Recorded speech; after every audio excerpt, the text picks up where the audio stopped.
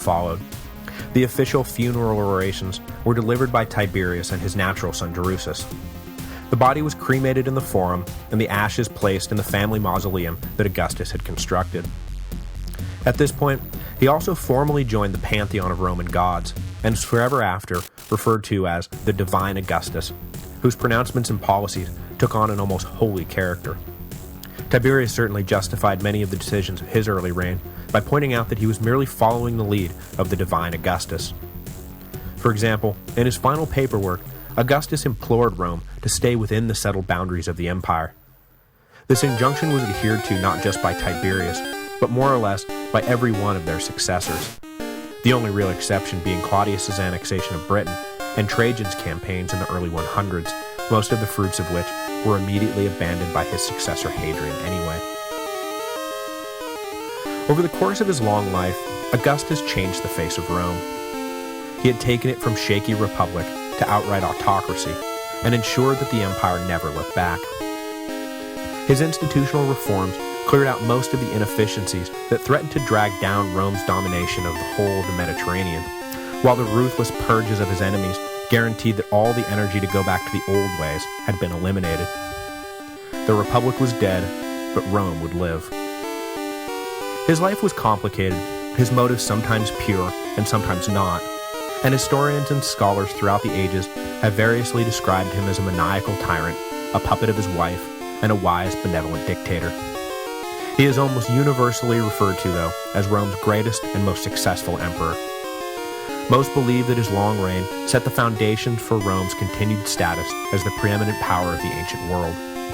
Whether this was a good thing or not depends on who you talk to, but there is no denying that Augustus was one of the most influential men in the history of the Western world.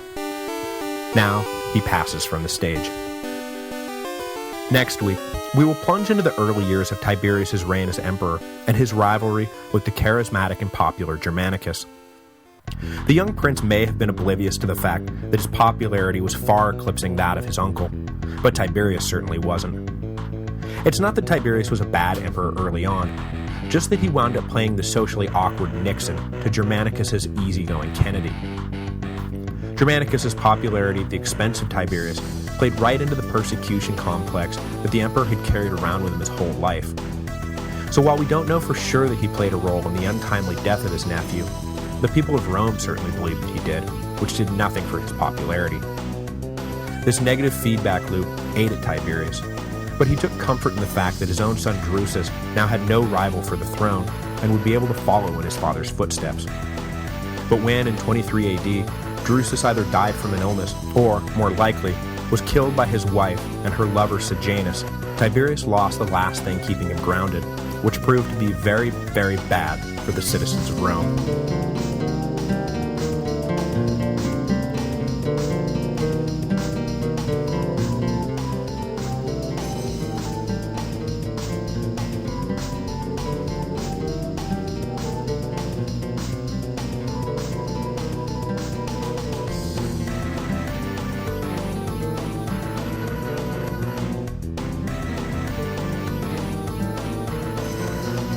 Hello, and welcome to the History of Rome. Episode 57, Germanicus. Surprise bonus Friday edition.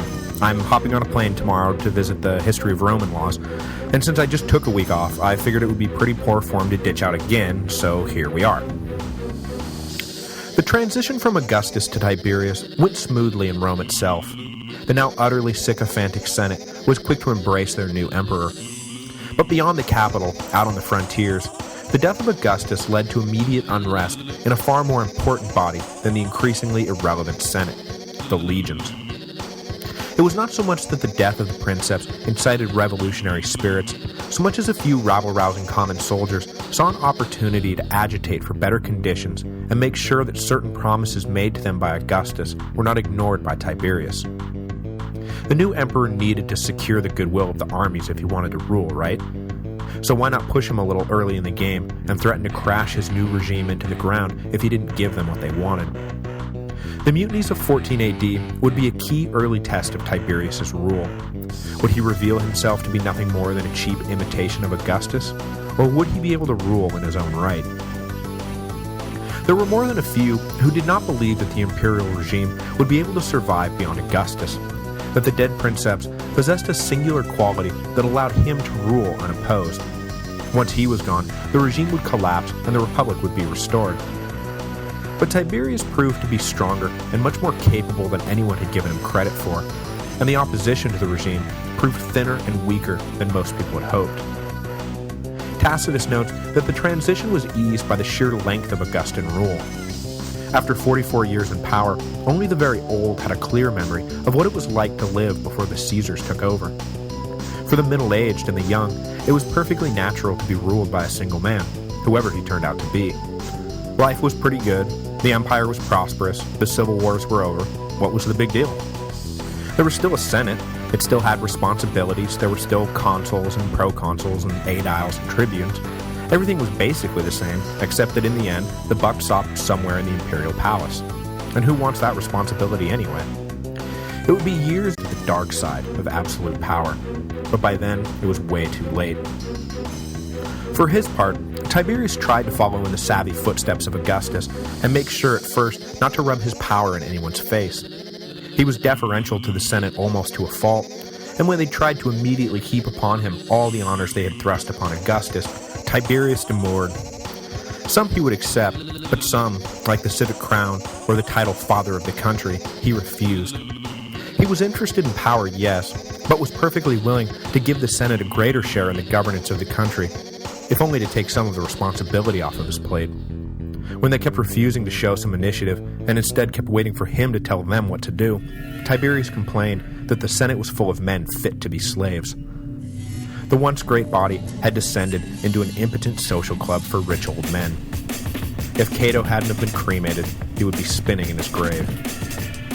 But the legions were a different story. They were not so quick to roll over for their new master. The first mutiny of 14 AD took place in Pannonia, where a few legions rose up against their officers and took control of the camps. The men then began looting the countryside for anything of value while they waited for some kind of reaction from Rome. When word came of the mutiny, Tiberius acted quickly and ordered his son Drusus to go take control of the situation. He didn't want to go himself, as it would set a bad precedent that all it took to get the new emperor to come around was a little insubordination. Tiberius wanted the men to understand that it was beneath his dignity to personally address such trivial issues like insubordinate foot soldiers. But he also wanted to signal that he took the mutiny seriously and that he was not simply going to blow off the demands from his army, which was, after all, critical to his remaining in power. So he split the difference and sent Drusus. Accompanying the emperor's son were two cohorts of the Praetorian Guard, led by a man who was to act as Drusus' advisor on the trip and who will play a major role in our next episode, Lucius Sejanus.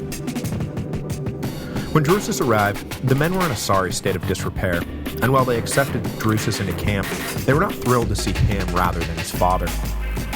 Drusus promised to do his best to meet the soldiers' demands, mostly centered around reducing the service time from 20 years down to 16, but that he would also have to consult with Tiberius before any final decisions could be made.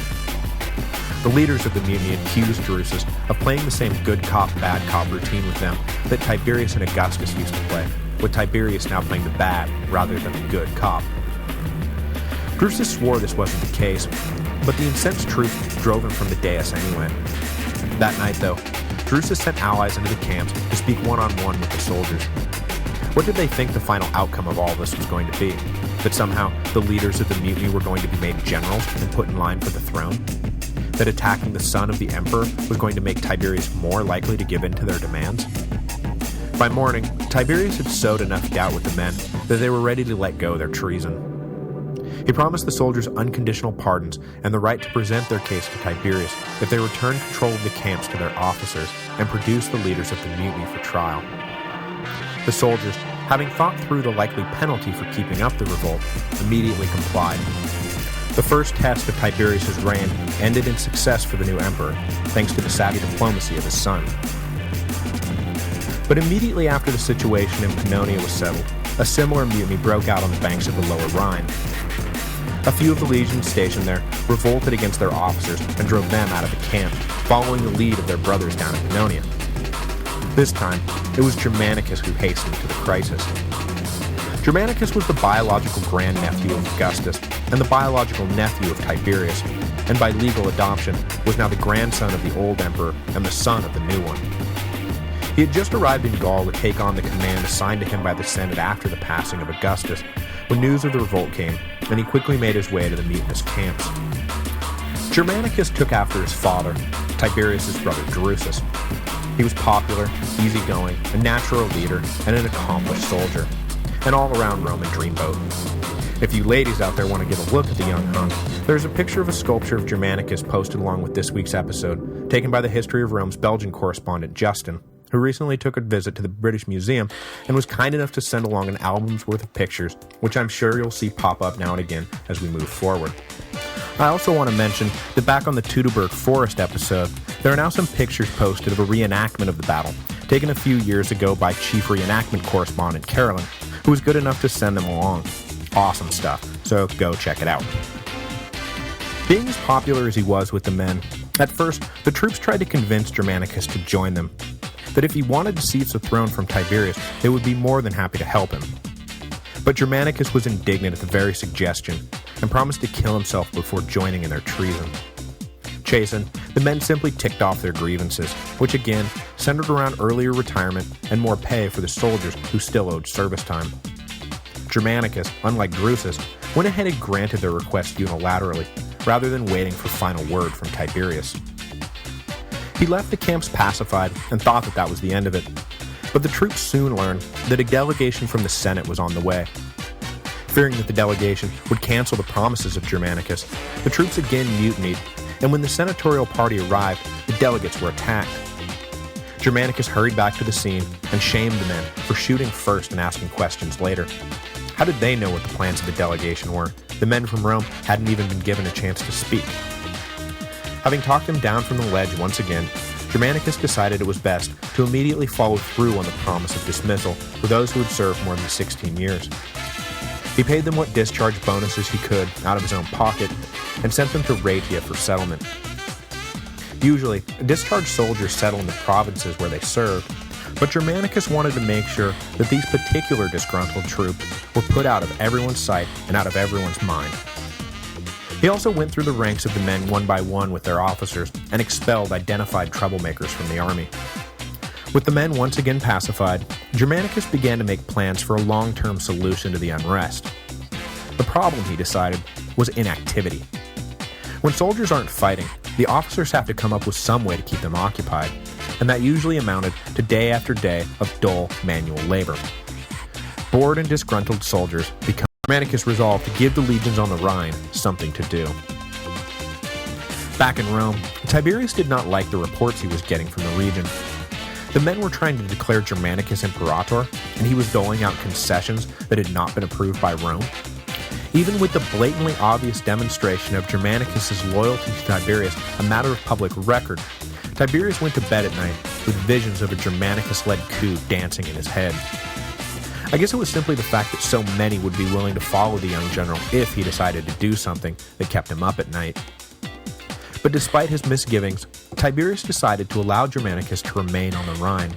Who knows, maybe he would fall off his horse and die like his father Drusus before him. That would be nice. He wouldn't, though. Instead, Germanicus would just raise his profile even more, much to Tiberius' chagrin. In 15 AD, a year which saw Tiberius' son Drusus taking over the consulship and, fatefully, Lucius Sejanus taking over as Praetorian prefect,